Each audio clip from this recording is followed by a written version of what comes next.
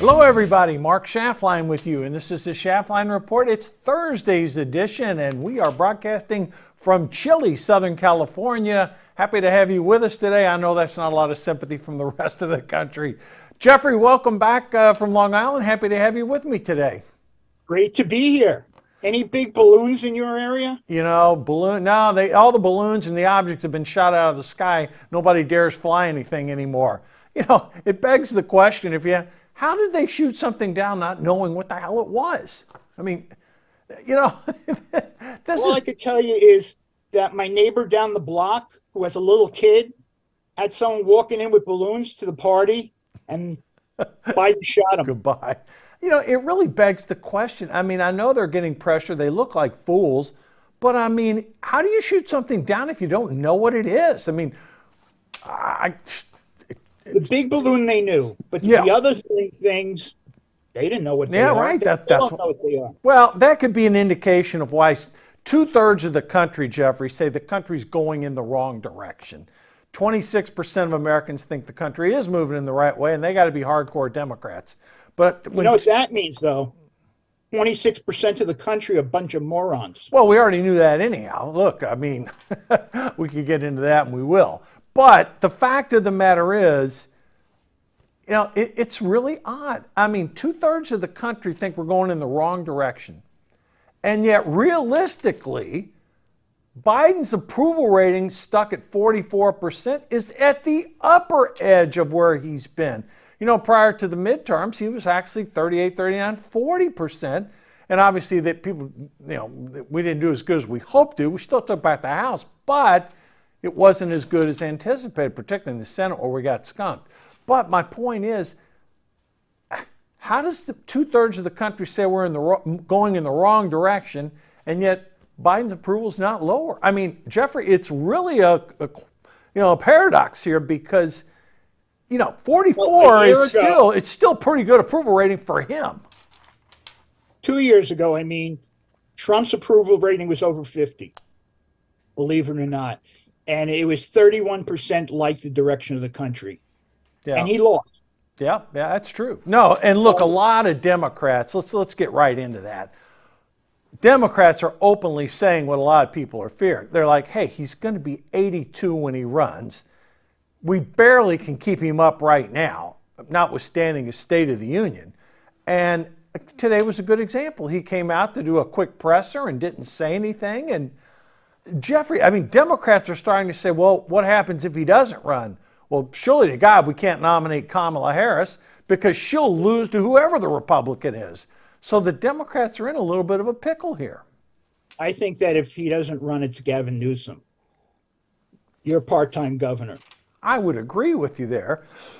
Excuse me. But he's got to make the decision, Biden, whether he's going to go. And if you believe insider reports saying Jill Biden doesn't want him to run, wants him to basically retire and say, hey, I saved democracy, okay, fine. That's going to really throw the nomination wide open. I happen to believe Newsom is as strong a candidate as they could get for a Democrat. He would trounce Kamala Harris. Now, who else they might run, I have no idea. But it would not, I don't think it's going to come down to that, Jeffrey. I still think Biden is going to announce he's going to run. No one's going to oppose him. And Democrats are just going to bet the ranch on an 82-year-old guy who, you know, let's be generous here. He's not always there all the time. Well, that's the thing. I don't care how old he is, but he's got to be there. Right. You know?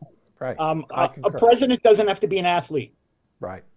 Right. No, but I'm with you on that. If he was competent at 82, so what? I mean, Charlie Munger was on CNBC earlier today. Charlie Munger is sharp as a tack. He's 99. Okay? Right? 99, and he's as sharp as a tack, one of the wealthiest men in the world. And Charlie Munger seems to have an opinion on a lot of stuff, and most of the time he's right.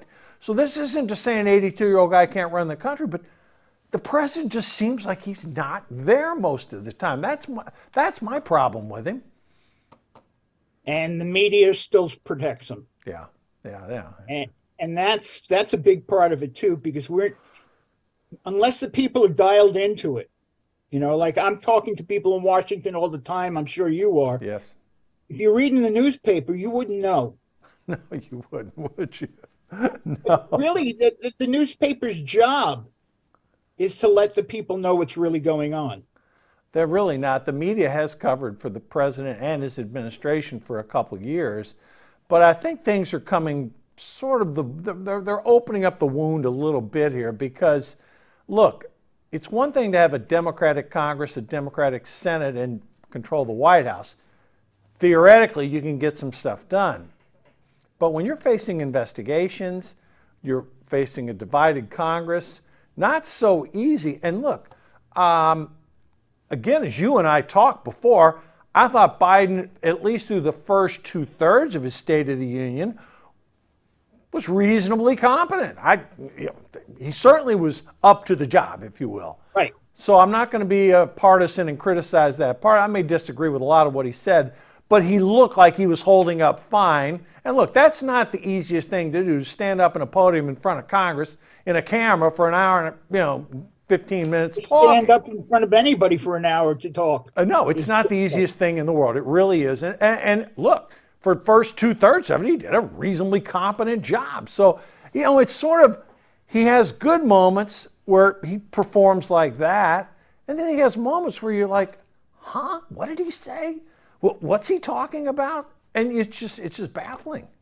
Democrats are starting to go after him.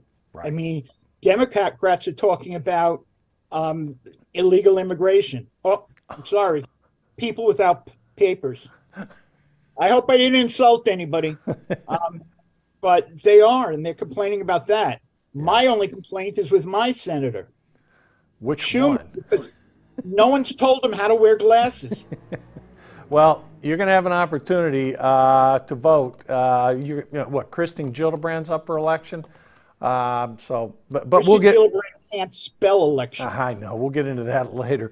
Look, one thing that is happening across the country, Jeffrey, and it's this is not even a debatable item. People are moving out of California, New Jersey, New York, which have state income taxes of 13%, close to 11, and 8, I think New York's 8.8. And they're moving to states like Florida, Texas, Tennessee that have no state income tax. This trend is not reversing. And what's happening, it's leaving a lower tax base in these blue states.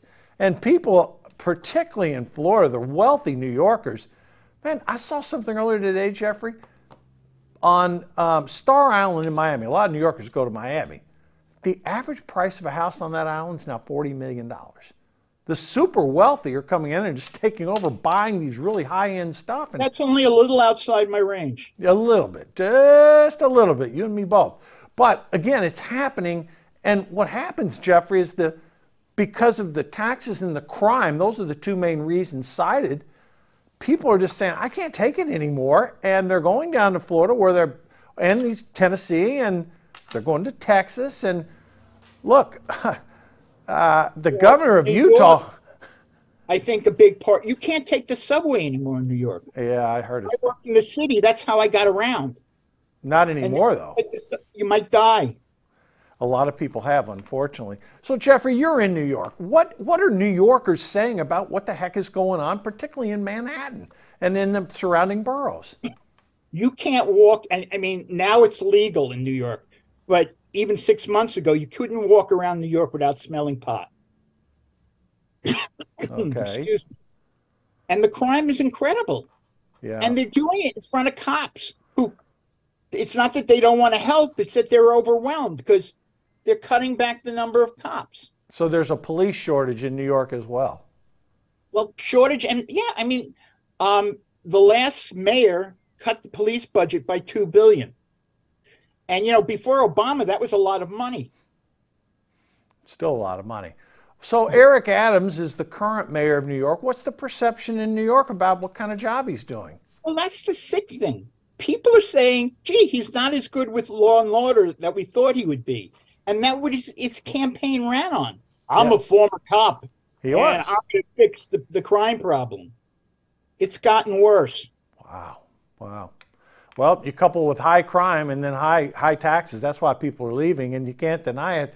So much so, Jeffrey. I mean, the governor of Utah, you and I were talking about this, sort of tongue in cheek, half jokingly said, "Hey, Californians, quit coming to Utah." Now, obviously, he didn't mean it literally, Oh but yeah, he did.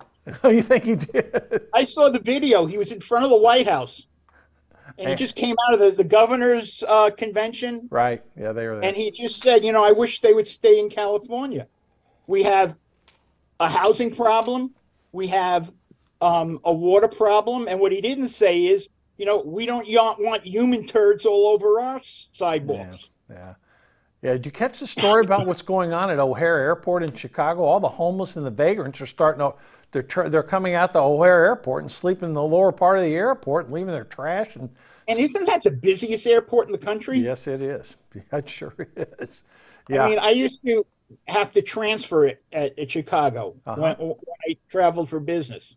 They actually had a couple of good pizza places there, but I can't believe that they would do that.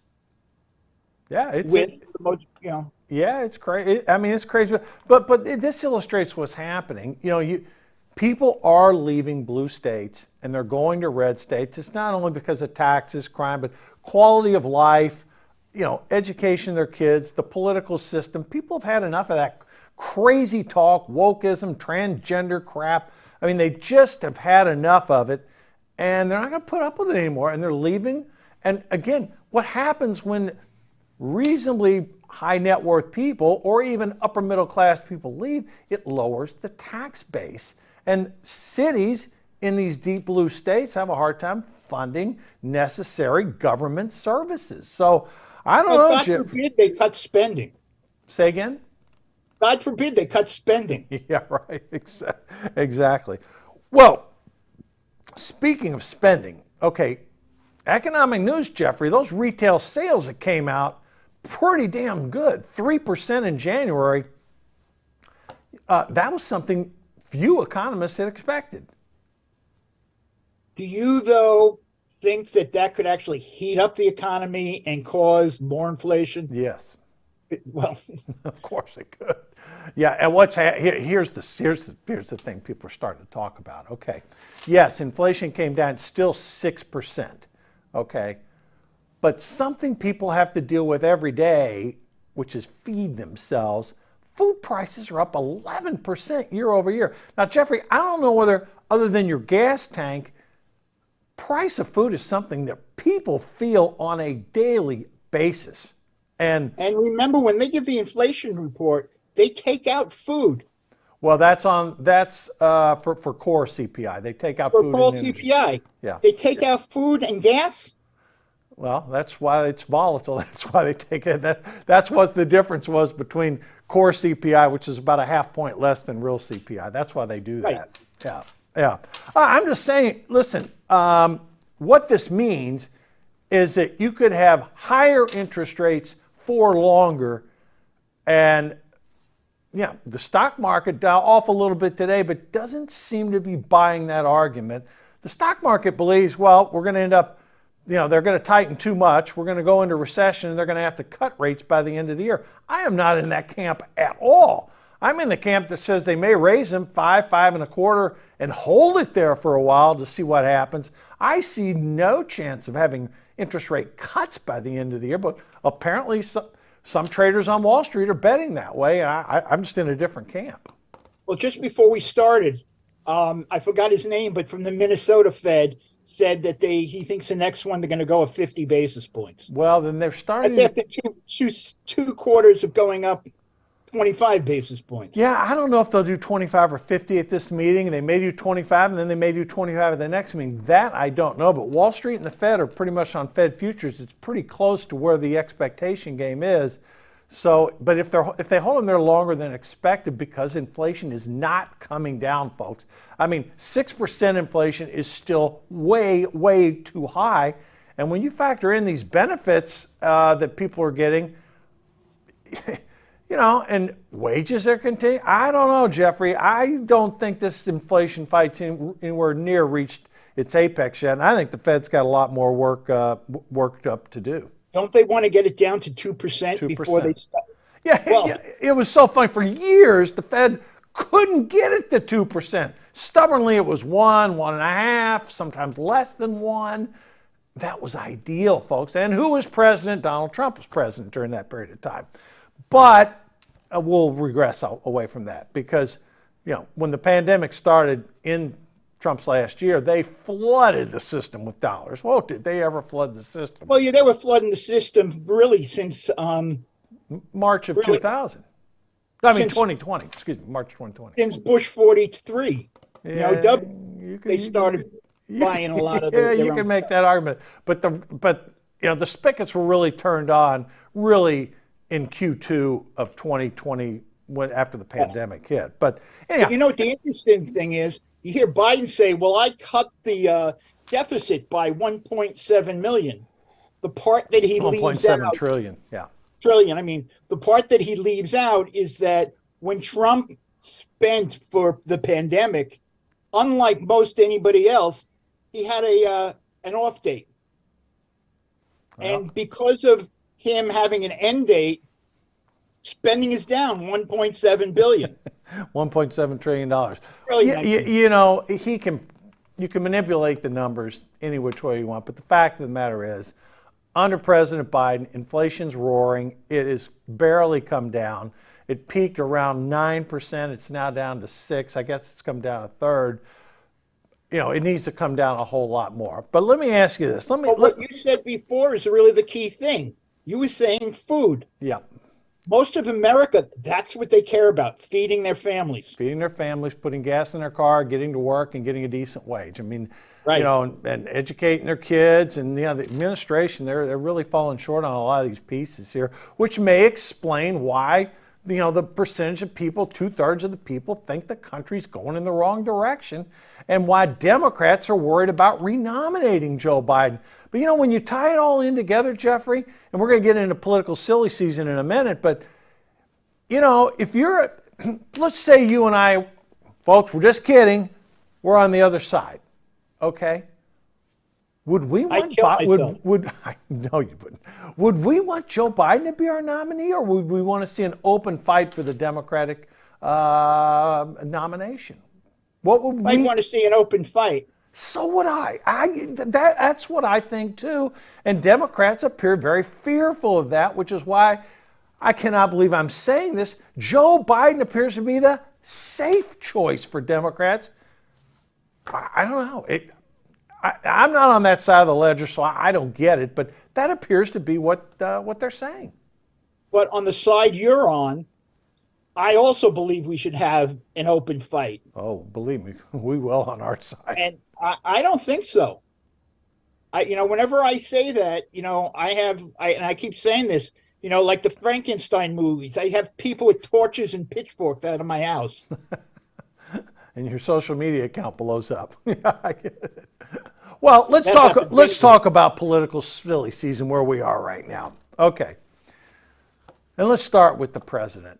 Now, these are his words, folks, not ours. I don't want any of you fact checkers out there. Schaftlein said this. No. These are the president's words.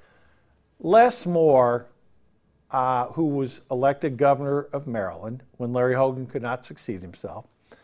Les Moore, who graduated from the United States Military Academy, prominent Democrat. Joe Biden referred to him as boy. Now, doesn't he really know how to celebrate Black History Month? He's celebrating Black History Month by calling the first African-American black governor of Maryland boy. Now, in all fairness to Biden, he calls a lot of people boy because he's 80 and they're, 35 to 45. Okay? He has that tendency. Do I think it was a racial insult? Not really. To be perfectly honest with you, I don't think so. But, true to form, some in the conservative media played it up. And why not? Because the Democrats played up the Republicans all the time. Not to be outdone, mind you, your esteemed fellow New Yorker, as Rush used to say, the Reverend Al Sharpton, is saying that Governor Ron DeSantis wants to erase Black history. I mean, Jeffrey. I've written about Al Sharpton more than anybody in the 20 years that I've been writing. Okay. The man is a crook. He hasn't paid his taxes. He's a hate monger. Okay. And not only against Jews, he's done it with when he leads all these funerals. His eulogies are always hate filled. Yeah. Okay. And if it was anybody else, I don't know how he's called a civil rights leader. I mean, if Martin Luther King was still alive, he'd throw the guy out of the room. Yeah, no, I agree with you on that. But I mean, Sharpton shows up everywhere. I mean, he's Funeral Al, he's this, he's that, he's the spokesperson. But again, here again, the president makes, we'll call it just a blunder. I don't think there's any intention there. Ron DeSantis has no intention of shutting down African because he wanted. The other thing is, if you look at what happened in 2020, as people were trying to get the nomination, they all went to visit Sharpton and kiss his ring. Oh, of course. I mean, that's That's how the Democrats feel about Sharpton, even though he's a hater. Yeah, well, he's not the only one that's participating in political silly season. So we have Sharpton on the left, and then on the right, we have someone who has newly found power in the House of Representatives, Representative Marjorie Taylor Greene of North Georgia, refers to Nikki Haley as Bush on heels. I guess she's meaning because Nikki Haley can wear high-heeled shoes, she's going to be like George W. Bush policies. Well, I don't know. If we're going to talk about Marjorie Taylor Greene, I have to put this background out. It's my Jewish space laser. Well, look, she's got her own opinion. She's more conservative than Nikki Haley. I would expect that.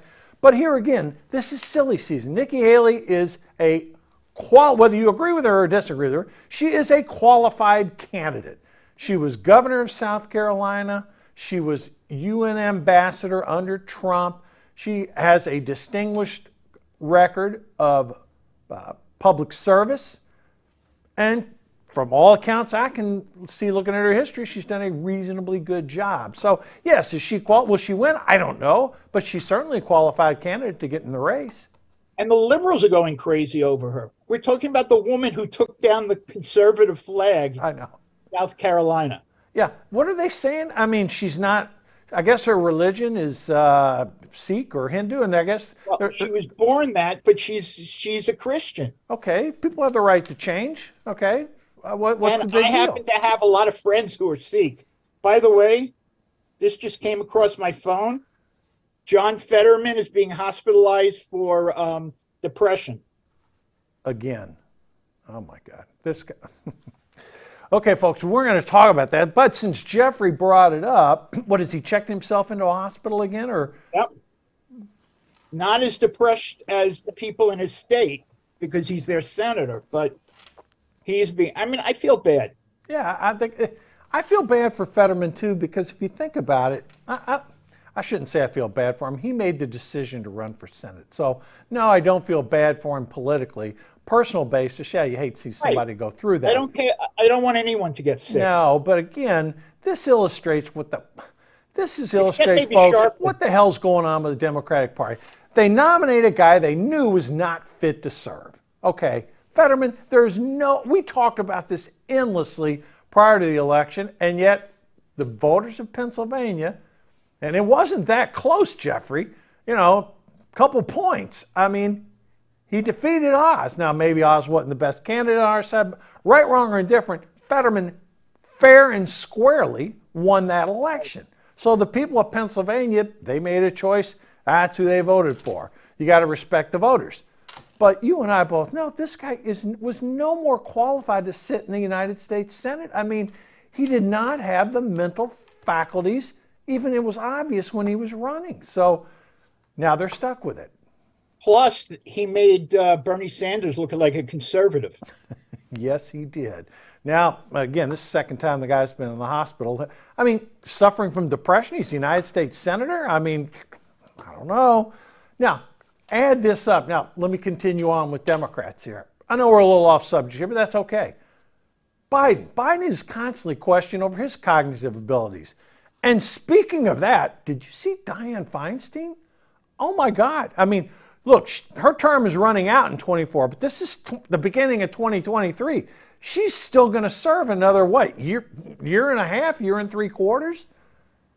She looks like. They've been saying inside, but not publicly, that she's suffering from dementia. Yes, and it looks. And when they made the announcement, she said, "No, I didn't make any announcement." I know. Oh, they made the announcement? It I mean, is. It is. it's another thing. You feel bad for the person.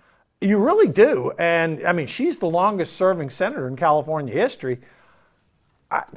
To me, the proper thing to do would be to have her voluntarily resign, and Newsom could then appoint another senator. But my goodness, I mean, she doesn't have the faculties either. So you got Fetterman, who's in the hospital with depression. You got Feinstein, who could have dementia, and you got Biden, who knows what he has. I mean, he's there part of the time. I mean, that's 3 leaders in the Democratic Party. I don't know. I think the point it illustrates is they don't care about the competency.